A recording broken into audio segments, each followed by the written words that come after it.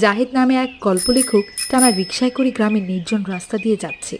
রিকশাটি একটা বহু পুরানো পরিত্যক্ত বাড়ির সামনে এসে দাঁড়ালো।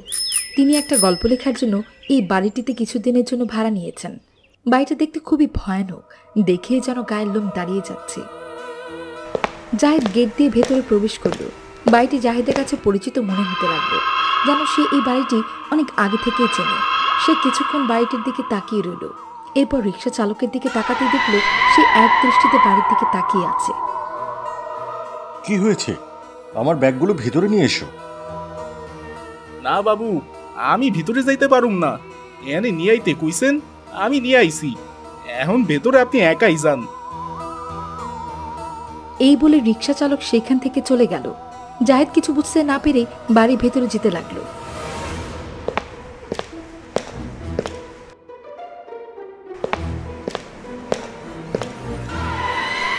এত পুরনো কুয়া, তবু পানি এত স্বচ্ছ, আজব ব্যাপার। এরপর বাড়ির দরজা দিয়ে ঢুকতেই সে দেখতে পেল বাড়ির ভেতরে মাকড়সা জাল দিয়ে ভর্তি। বহু যুগ ধরে এই বাড়িটিতে কোনো মানুষের যাতায়াত নেই, সে এই বাড়িটি দেখেই বোঝা যাচ্ছে। রুমের সামনে আসলে একটা তালা দেওয়া দরজা দেখতে পায়। দরজা কাছে আসতেই মনে হয় কেউ তাকে পেছন থেকে দেখছে। পেছনে তাকাতেই সে দেখে কেউই নেই। সে ভেতরে ঢুকতে চেয়েও আবারও থেমে যায়, কারণ তালাটির চাবি তার কাছে নেই। তাই সে সামনের দিকে রুমটায় যায়।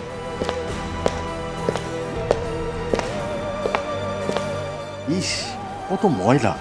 না জানে কত যুগ ধরে এই বাড়িতে কারো কোনো প্রবেশ নেই। জাহিদ খুব কম সময়ে রুমটি পরিষ্কার করে থাকার যোগ্য করে তুলে। বেশ বড়সড় দুটো জানালা থাকায় ঘরে ভালোই আলো বাতাস আসে। যাক, ভালোই হলো। ঘরটি আমার লেখালেখির জন্য বেশ উপযুক্ত, আর তাছাড়া আলো বাতাসের বেশ ভালোই ব্যবস্থা আছে দেখছি।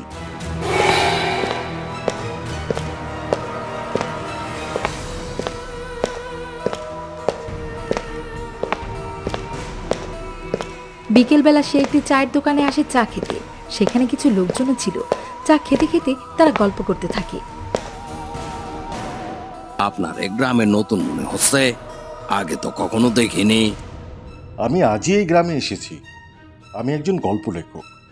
গ্রামের দক্ষিণ দিকে যে একটা বড় পরিত্যক্ত বাড়ি আছে, সেটাই আমি 5 দিনের জন্য ভাড়া নিয়েছি। এই কথা শুনতেই তাদের মুখ গম্ভীর হয়ে যায়, যেন তাদের চোখে মুখে ভয়ের ছাপ ফুটে ওঠে। কি হলো, তোমাদের চেহারা এত গম্ভীর দেখাচ্ছে কেন? ওইটা একটা পরিত্যক্ত বাড়ি। আচ্ছা, ওই বাড়িটা পরিত্যক্ত হওয়ার কারণ কি? ওই বাড়িটিতে পার্বতী নামে একটা মেয়ের আত্মা ঘুরে বেড়ায়।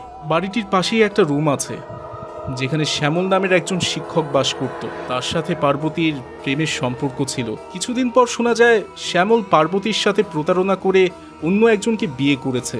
তারপর সে আর এই গ্রামে আসেনি। এই কথা জানতে পেরে পার্বতী আত্মহত্যা করে। তারপর থেকেই তার আত্মা ওই বাড়িতেই থাকে।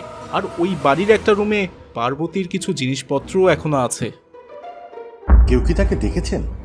গ্রামের অনেকেই সন্ধ্যার দিকে তাকে দেখছে, তাই তো সন্ধ্যার পর থেকে ওই দিকে কেউ যায় না। তবে আমার তো তেমন কিছুই মনে হলো না। আচ্ছা, আজকের রাতটা ওখানে থেকে দেখি, যদি তেমন কোনো কিছু হয়। এই বলে জাহিদ সেখান থেকে উঠে বাড়ির দিকে যেতে লাগলো। সে গেট দিয়ে ঢুকে বাড়ির দিকে তাকিয়ে বলল, পার্বতী দেবী, আমি জাহিদ, পেশায় একজন গল্প লেখক। আমি কিছুদিনের জন্য আপনার এই বাড়িটিতে থাকতে চাই। আমি আমার লেখালেখি করার জন্য এখানে এসেছি। এই বাড়িটি ভাড়া নেবার পর আমার কাছে নতুন কোনো বাড়ি ভাড়া নেওয়ার মতো অবশিষ্ট টাকাই নেই। আমি কি ভেতরে ঢুকতে পারি? এই কথা বলতে কুয়োর পাশের ঝোপ থেকে একটা বিড়াল বাইরে বেরিয়ে গেল। এরপর সে ভেতরে ঢুকলো। রাতে জাহিদ ওয়াশরুম থেকে বের হয়ে জানালা কাছে আসে এবং সে দেখতে পায় বাইরে একজন সাদা কাপড় পরা মহিলা দোলনায় দুলছে। হঠাৎ করেই মহিলাটি তার দিকে তাকিয়ে কান্না করতে থাকে। কে ওখানে? দাঁড়াও। এই বলে সে রুম থেকে বেরিয়ে সেইখানে গিয়ে দেখে সেইখানে কেউ নেই। পার্বতী দেবী, তার মানে আপনি কি আমাকে কিছু বলতে চাচ্ছেন? তখন সেখানে একটি কান্নার আওয়াজ ভেসে এলো।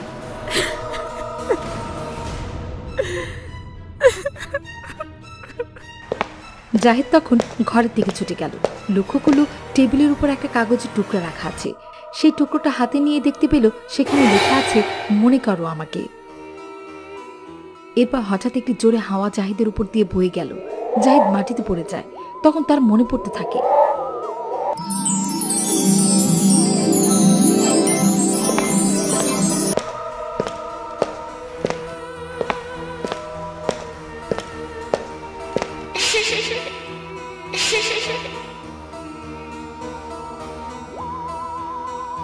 শোনো, আমার বাবা আমার বিয়ে আমার বাবার বন্ধু শ্যামলের সাথে দিতে চায়।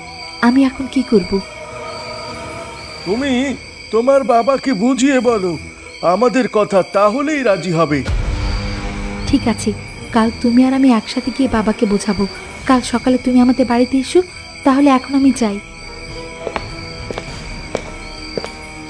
পার্বতী চলে যেতেই শ্যামল শিবার সামনে আসে। তোর এত বড় সাহস, তুই আমার পার্বতীর সাথে পালিয়ে দেখা করিস? তোকে আজ আমি ছাড়বো না। আর পার্বতীকে তো আমি ওর সম্পত্তির জন্য বিয়ে করতে চেয়েছিলাম।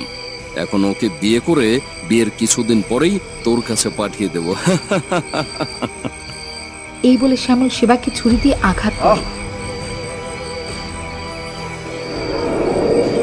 চিৎকার শুনে পার্বতী সেখানে এলে শ্যামল তাকে গলা চেপে মেরে ফেলে।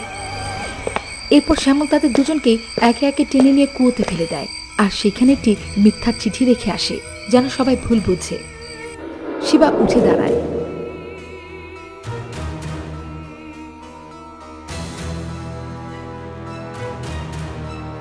আমার সব মনে পড়েছে। শ্যামল প্রায়ই এই বাড়িতে আসে, আমার বাবার জমানো সম্পত্তির লোভে, যেগুলো আমার রুমেই আছে। কিন্তু ওর কাছে চাবি না থাকায় তালা খুলে ভিতরে যেতে পারে না। আমি প্রতিদিন তোমার অপেক্ষায় ছিলাম। আমি জানতাম তুমি আসবে, আর আমরা একসাথে প্রতিশোধ নিব। এখন আমাদের প্রতিশোধ নেওয়ার সময় এসে গেছে। তখন দেখা যায় শ্যামল চুপি চুপি গেট দিয়ে ঢুকছে। এরপর বাড়ির দরজা দিয়ে ঢুকে পার্বতীর রুমের জানালা দিয়ে একটি লাঠির সাহায্যে একটা বক্স টানতে থাকে। তখনই সেখানে জাহিদ চলে আসে আর শ্যামলকে একটি ধাক্কা দিয়ে ফেলে দেয়। কিরে, তুই শিবা না? আমাকে চিনেছিস তাহলে? তুই আবার এখানে মরতে এসেছিস কেন?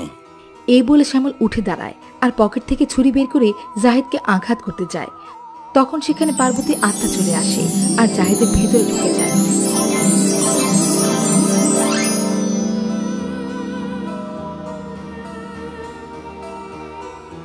শ্যামল আঘাত করতে কাছে আসলেই তাকে কাঁধে তুলে নিয়ে কুয়োতে ফেলে দেয়। এরপর শ্যামল মারা যায়।